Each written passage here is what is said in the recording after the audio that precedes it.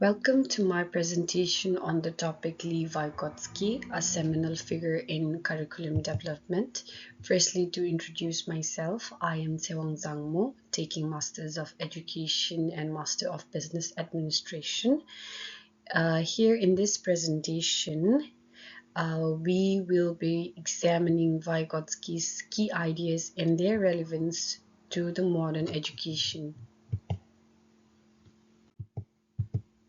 Now coming to the presentation overview, firstly we are going to look into the introduction of Lev Vygotsky himself, then we are going to go into the social culture theory, then we are going to go to the zone of proximal development. We will be also looking into the language and social interaction, then strengths and weaknesses, then the critical comment, and finally we are going to conclude and I'm going to share the key takeaways. Now let's look into the introduction of Lev Vygotsky. Firstly, I'll share the early life and his influences according to Van de Veer 2021. Lev Vygotsky was born in 1896 in Orsha, Belarus. He grew up in a highly educated family that valued learning a lot. He excelled academically, showing a strong interest in literature, philosophy, and the arts.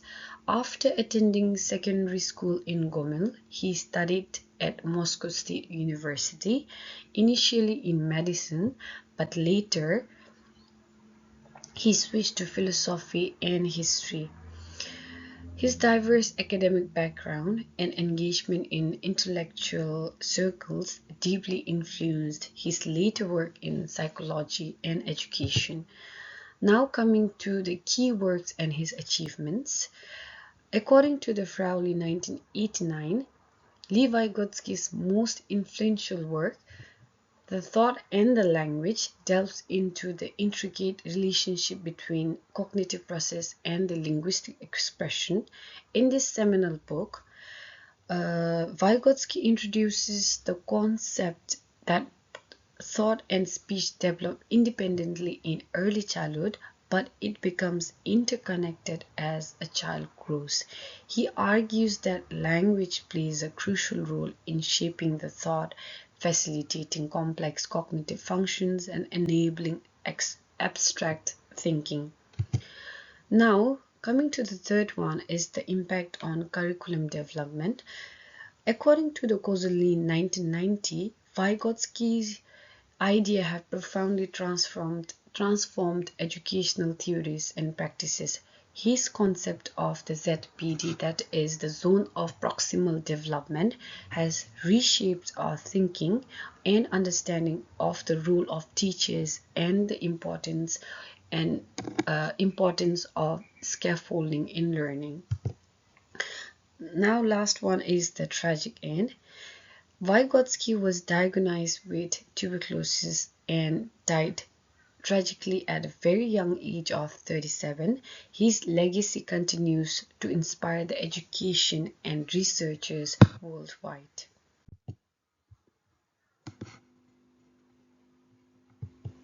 Next, we will look into the Vygotsky's social culture theory of cognitive development.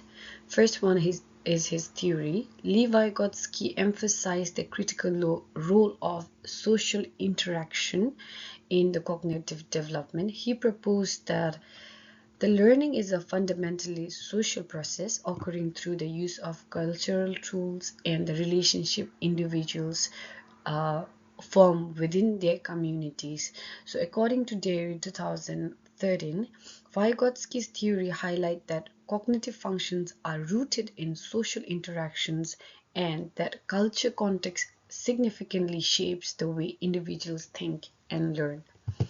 Next one is the contrast with others.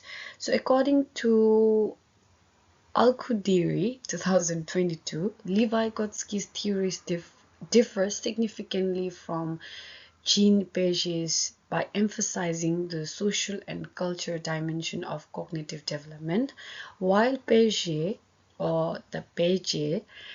focused on individual stages of development and intrinsic cognitive processes. Vygotsky highlighted the importance of social interaction, culture, and social influence on learning. Next one is the class experience.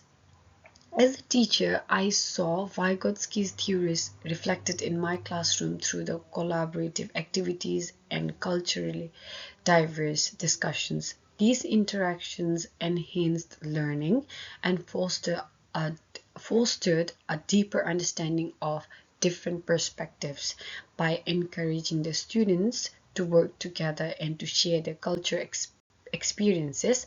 I created an environment where social interaction drove cognitive development. Now coming to the zone of proximal development, that is ZPD. According to D. Guerrero and his friends 2000, zone of proximal development is a key concept introduced by Levi Gotsky. It describes the gap between what a learner can accomplish alone and what they can achieve with the guidance from a more knowledgeable individual. This concept underscores Vygotsky's belief in the critical role of social interaction and cultural tools in cognitive development. So it differs from fixed ability theories by emphasizing the potential for growth with appropriate support or guidance. Unlike fixed ability theories that view intelligence and capabilities as static, the ZPD highlights how learners can advance their skills and knowledge through social interaction and scaffolding provided by more knowledgeable other or the individual. Coming to the class application, it is evident in a peer tutoring and scaffolded learning activities in the classes. These methods provide students with necessary support and guidance to bridge the gap between their current abilities and their potential development, promoting more efficient learning through social interaction and collaborative efforts. Now, coming to language and social interaction in learning. So, language as a tool. According to Miller 2022, Vygotsky saw language as crucial role for cognitive development, and he believed that language mediates thinking and learning by facilitating social interaction and enabling individuals to internalize complex concepts. And coming to the social interaction, according to the Potier and Givens 2023, Levi Gotsky emphasized that learning is inherently a social process. According to his theory, knowledge is co-constructed through interpersonal exchanges. And now coming to the inner speech, according to the Levy's 2018, Levi Gotsky's concept of inner speech refers to the process where external dialogue becomes internalized, transforming into silent, self-directed speech. This internal dialogue is crucial for the development of higher order thinking skills, enabling the students to plan, reflect, and solve problems mentally without vocalizing their thoughts. Levi Gotsky's theories continue to be highly relevant to the future of education in several key areas. First one is the global learning. Vygotsky's ideas support cross-cultural education and global collaboration. Second one is the AI integration. Social culture theory guides the development of AI-assisted learning tools. And third one is the personalized learning. ZPD concept informs adaptive learning technologies and personalized curriculums. Coming to the practical applications in curriculum design. So Levi Gotsky's theories have significantly shaped curriculum design by emphasizing collaborative learning, scaffolding, and culture integrations. So group projects in curricular enhance problem-solving skills and reflect Levi Gotsky's belief in the social nature of learning. So scaffolding involves guided practice and gradually reducing support as students gain proficiency, thereby improving their confidence.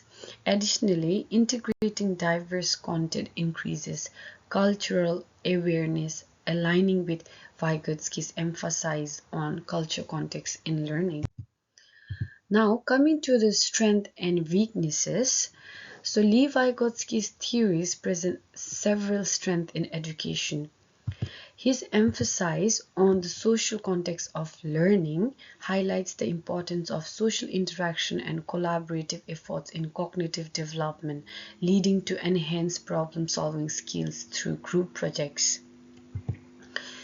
Uh, Additionally, his recognition of the role of culture in development has made education more inclusive and relevant by integrating diverse culture perspective. However, a potential weakness is that it may underestimate individual cognitive process, focusing too heavily on social and cultural factors. All in all, Vygotsky's framework for scaffolded instruction is highly beneficial, providing structured support that improves learners' confidence and competence. Despite the noted weakness, the positive aspects of Vygotsky's theory largely outweigh the negatives. Now, coming to the critical comment, uh, to share my personal insights, Vygotsky's work resonates deeply with me as an educator. It emphasizes the importance of collaboration and guided learning.